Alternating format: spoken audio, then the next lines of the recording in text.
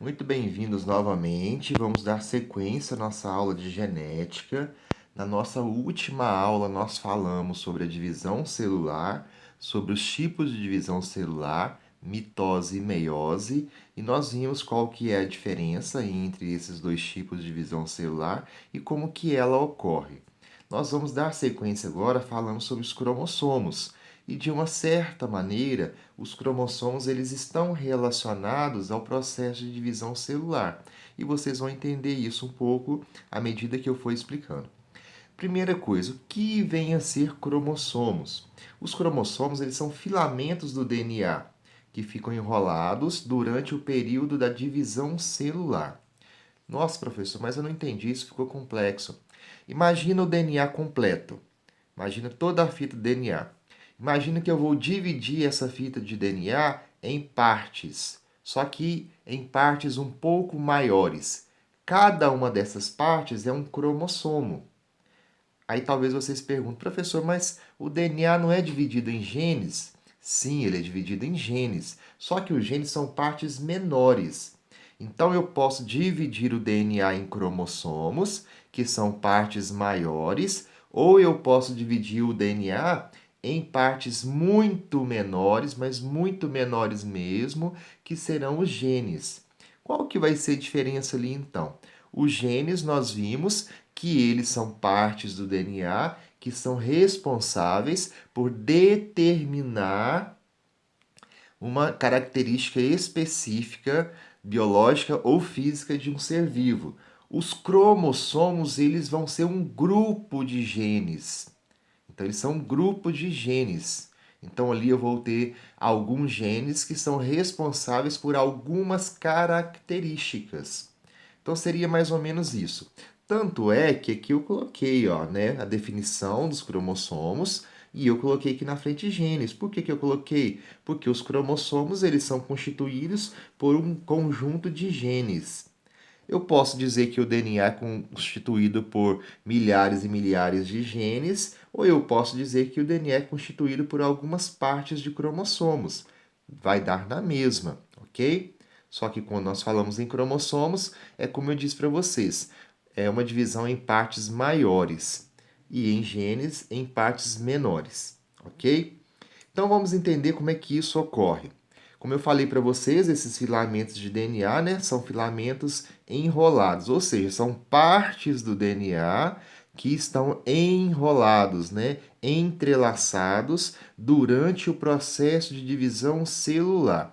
O que isso quer dizer? Quer dizer que somente no processo de divisão celular que eu vou perceber de forma mais nítida e de forma diferenciada a presença dos cromossomos. Como é que isso vai acontecer aqui? Eu fiz aqui um desenho para nós entendermos esse processo. Então presta bastante atenção nessa explicação, que isso aqui vai ser a chave do sucesso para nós compreendermos. Então, inicialmente, eu tenho aqui uma fita dupla hélice, uma fita de DNA completa. Se vocês observarem, essas duas fitas eu representei elas de cores diferentes, justamente para facilitar o nosso processo. Então, aqui eu tenho a minha fita de DNA inteira dentro da célula antes do processo de divisão celular. Quando essa célula começa a se reproduzir, ela inicia o processo de divisão celular, o que vai acontecer? Essas duas fitas elas irão ser separadas. Olha só para vocês verem aqui, ó. Eu já representei isso aqui. Então, elas serão separadas. Então, uma fita vai para um lado, outra fita vai para o outro. Na sequência, o que vai acontecer com essas fitas? Elas serão divididas em partes. Olha só, logo aqui adiante no desenho, eu representei essa situação. Então, eu tenho aqui a minha primeira fita, eu dividi ela em partes, estão vendo? A mesma coisa na minha segunda fita, então, eu dividi elas em partes. Então, cada uma dessas partes vão dar origem ou vão ser o cromossomo. Entenderam? Se eu dividisse isso aqui em partes muito menores, muito menores, seriam os genes. Mas como eu dividi em partes um pouco maiores, se comparado ao tamanho dos genes, é muito maior que um gene, eu tenho aqui os cromossomos. Depois que esse processo aqui aconteceu, olha só, lembra que eu falei, tudo isso aqui vai acontecer no processo de divisão celular, na mitose e na meiose, ou seja, quando a célula está se reproduzindo. Depois que isso aqui acontece, cada uma dessas partes, são essas partes aqui que nós chamamos de filamentos, tá vendo? Olha que definição, são filamentos do DNA, ou seja, ó, aqui estão os filamentos, enrolados durante a divisão celular, eles irão ficar enrolados. Aqui eles estão bem alinhadinhos, né, relativamente esticados, mas eles irão se enrolar. Então, o que acontece? Depois disso aqui ter terminado, essa separação em filamentos, né, depois que essas fitas elas são divididas em filamentos, elas vão passar por esse segundo processo aqui, ó. Eu peguei uma aqui para me explicar, mas o que está acontecendo aqui acontece com todos esses outros filamentos, ok? Então, olha só. O filamento vai começar a ficar ondulado, como vocês estão vendo aqui, ó. Viram que eu deixei ele um pouco ondulado? Quando o filamento chega a esse estágio aqui, ele passa a se chamar cromatina. Ele passa a se chamar cromatina. Então, vai acontecer isso aqui com todos os filamentos, com todas essas partes em que as fitas de DNA foram divididas. Depois de passar por esse processo, ele começa a se enrolar, a ficar enrolado. Então, ele vai ficar assim, depois ele vai ficar assim, até adquirir essa forma. Quando ele adquire essa forma, que nós dizemos que ele ficou completamente enrolado, aí esse filamento passa a se chamar cromossomo.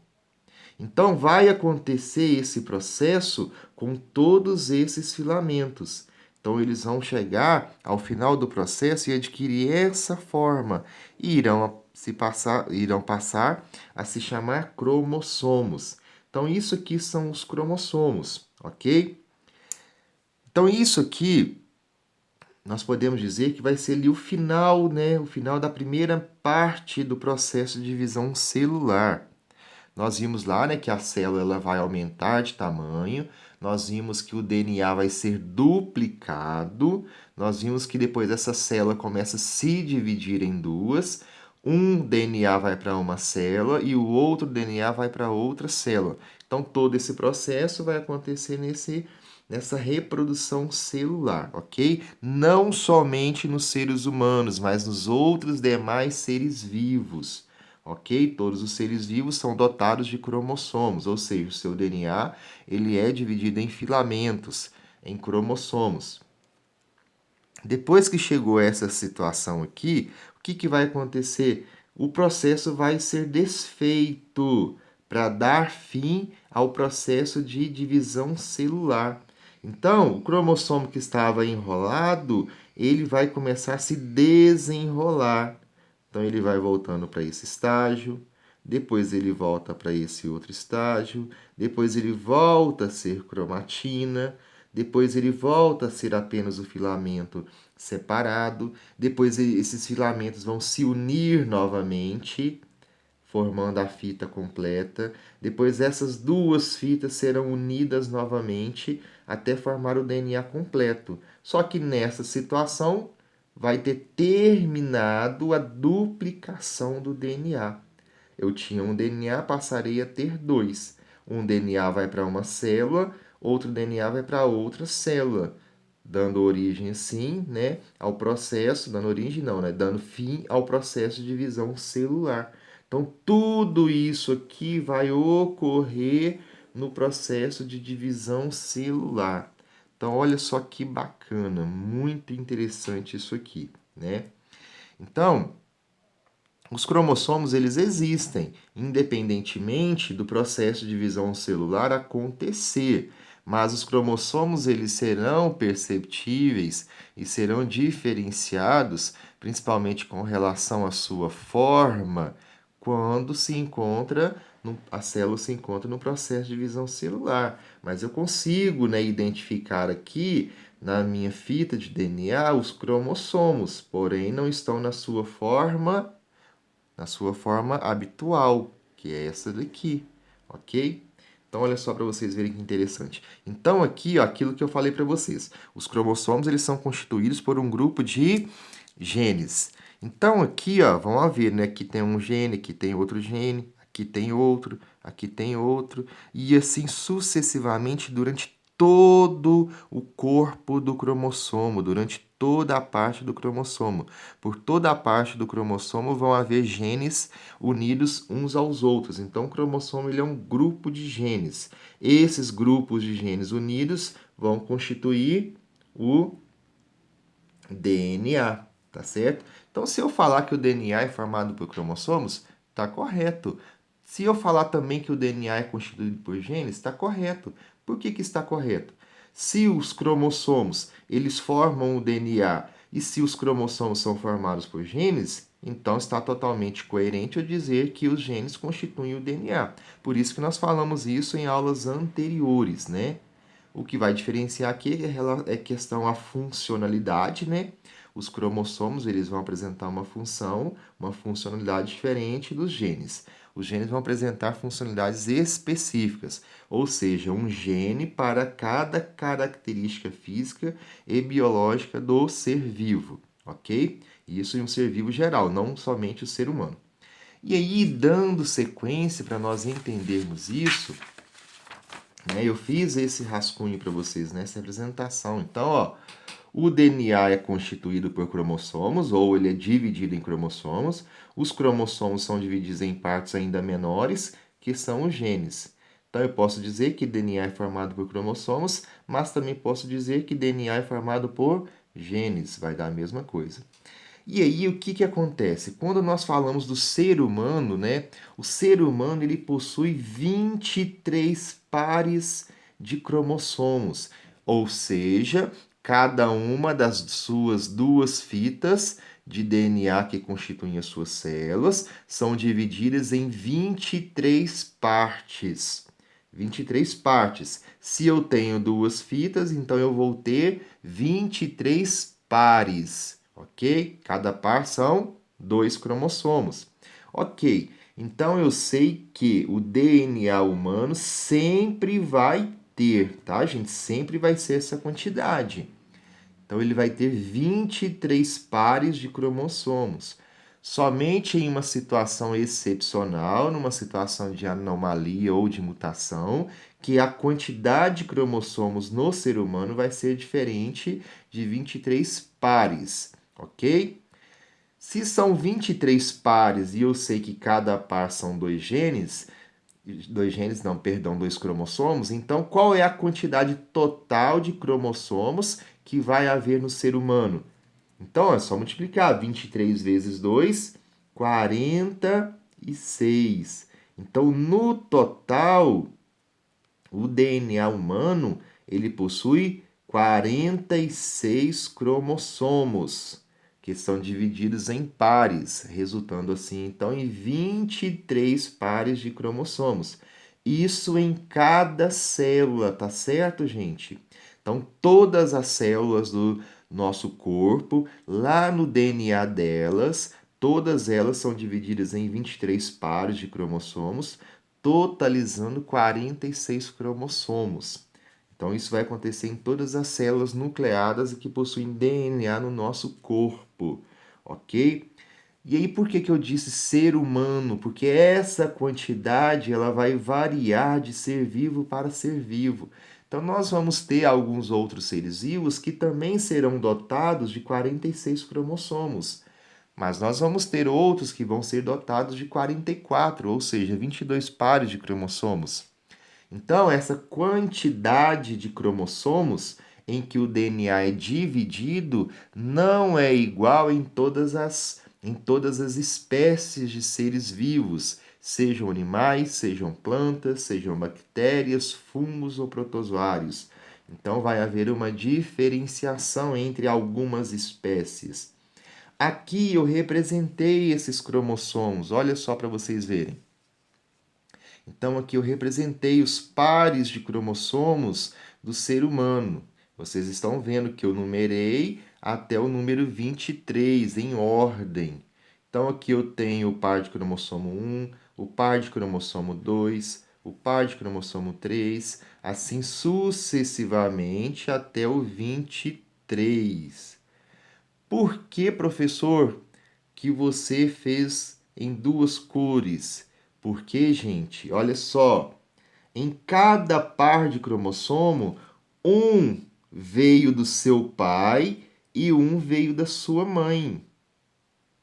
Olha só que interessante. Então, aqui eu representei, ó, todos os cromossomos desse primeiro lado, eu representei os cromossomos que vieram do seu pai.